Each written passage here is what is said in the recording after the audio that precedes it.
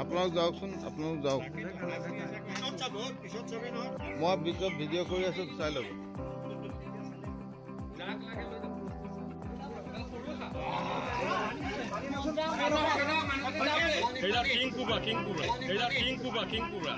এডাল king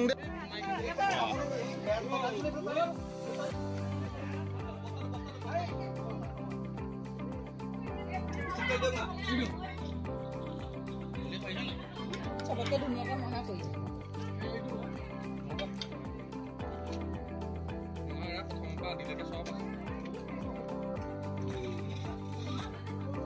Gimana gua? Puasa, puasa. Iya, ada dia, atuh dia.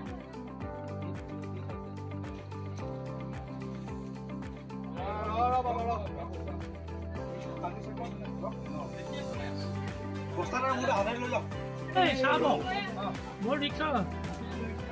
Mau kita bahar ni. Ini. Ah, teh dhori anila. Eh, boleh ki foto ya dia bila.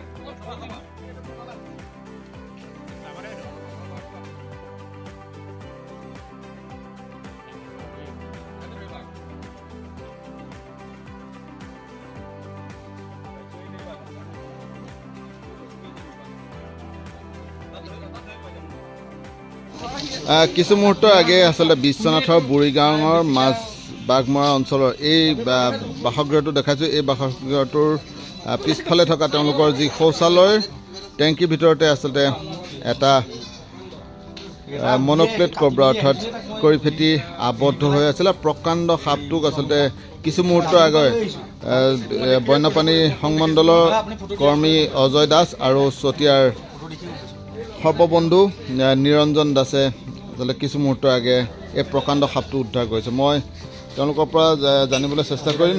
Niranjan, আচলতে এটা প্ৰকাণ্ড সাপ, এইটো ফেটি সাপ, আপোনাৰ মনকা ফেটি বুলি কয়। আপোনাৰ প্ৰকাণ্ড, এইটো প্ৰায় 5 ফুটমান হ'ব। আচলতে ইয়াক উদ্ধাৰ কৰোঁতে যথেষ্ট সময়ো লাগিছে, প্ৰায় এঘণ্টামান লাগিছে আৰু কষ্টও হৈছে বহুত। আৰু শৌচালয় যিহেতু টেংকিত সোমাই গৈছিলে, তাৰপৰা মানুহ যোৱাকালিৰ পৰা আছে বুলি ইয়াতে আমাক ফোন কৰিলে। আমি আপোনাৰ চতিয়াৰ পৰা আহিলোঁ, বিশ্বনাথ চাৰিআলি, এইখন বামগাঁও মাছ বামগাঁও, গতিকে উদ্ধাৰ কৰিলোঁ। মই আচলতে ইয়াৰে যি বিশ্বনাথ বন্যপ্ৰাণী সংমণ্ডলৰ কৰ্মী আছে অজয়, কি ক'ব? হয়, বহুত ডাঙৰ। আজি যিটো মানে দেখা পালোঁ মনকুল কোবৰা হয়, কিন্তু বহুত ডাঙৰ হয়। আৰু উদ্ধাৰ অভিযানতো বহুত সময়, আমাৰ 1 ঘণ্টামান সময় লাগিলে। তাৰ কাৰণ এটা লেট্ৰিনৰ গাঁতত সোমাই আছিলে। তাৰপৰা উদ্ধাৰ কৰোঁতে আমাৰ নিৰঞ্জন, মই আৰু আমাৰ নিৰঞ্জনৰ লগত আমাৰ বুবুদা আহিছিলে চতিয়াৰ, তেখেতসকলৰ মানে সহযোগত মানে গোটেইখিনিয়ে মিলি 1 ঘণ্টামানৰ ভিতৰত আমি উদ্ধাৰ কৰিবলৈ সক্ষম হ'লোঁ। এতিয়া বৰ্তমান আমাৰ 6 ছেকেণ্ডৰ ভিতৰতে মুকলি কৰি দিয়া হ'ব। ধন্যবাদ জনাইছোঁ। আৰু মই ইয়াৰে যি গৃহস্থ আছে, মই গৃহস্থৰ পৰা জানিব চেষ্টা কৰিম। কেতিয়া দেখিছিলে এই সাপটো? কালি ৰাতিপুৱা হয়, পিছফালে যাওঁতে দেখিলোঁ, লেট্ৰিনৰ টেংকি ফাঁকতে সোমাই আছিলে। তাৰপৰা আহি দাদাহঁতক ক'লোঁ, দাদাহঁতে চাই মেলি হেৰি কৰিলে। তাৰপৰা ফেনাইল চেনাইল ছটিয়াই দিলোঁ, যাব বুলি ভাবিলোঁ। টেংকিৰ ভিতৰতে আছিলে, টেংকি মানে কালি অলপ ওলাই আছিলে। তাৰপৰা হেৰি কালি বোলো গুচি যাব চাগে, ফেনাইল চেনাইল মাৰি দিলোঁ। তাৰপৰা নগ'লগৈ। তাৰপৰা আজি ৰাতিপুৱা মই এবাৰ চালোঁ, নেদেখিলোঁ। তাৰপৰা দাদাই গৈ চালে, তেওঁ দেখিলে। তাৰপৰা আপোনালোকক খবৰ দিলোঁ। এতিয়া যিহেতু উদ্ধাৰ কৰা হ'ল সাপটো, এতিয়া কেনেকুৱা? বহুত ভাল লাগিছে, মানে ল'ৰা ছোৱালী সেইফালে গৈ থাকে, তাৰপৰা কেনে বহুত ভাল লাগিছে। আৰু ইয়াৰ আচলতে ওচৰ চুবুৰীয়াও আছে। সাপটো যিহেতু এতিয়া উদ্ধাৰ কৰিলে, কেনেকুৱা লাগিছে?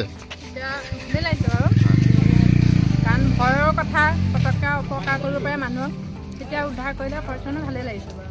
ধন্যবাদ জনাইছোঁ। আচলতে এইসকল মহিলা ইতিমধ্যে সাপ ধৰাত তেওঁলোকে প্ৰত্যক্ষ কৰিছিলে আৰু সকলোৱে সাপৰ ফটোও লৈছিল তেওঁলোকে। আৰু এই মতত মই পুনৰবাৰ দেখাইছোঁ, এয়া যি বিশ্বনাথৰ এক গৃহস্থৰ বুঢ়ীগাঁৱৰ যি মাছ বাঘমৰা অঞ্চলৰ আচলতে এই গৃহস্থৰ যি শৌচালয় টেংকিত আবদ্ধ হৈ আছিলে এটা প্ৰকাণ্ড সাপ। আৰু ইতিমধ্যে চতিয়াৰ নিৰঞ্জন দাস আৰু বনকৰ্মী আচলতে অজয় দাসে এই সাপটো উদ্ধাৰ কৰিবলৈ সক্ষম হৈছে।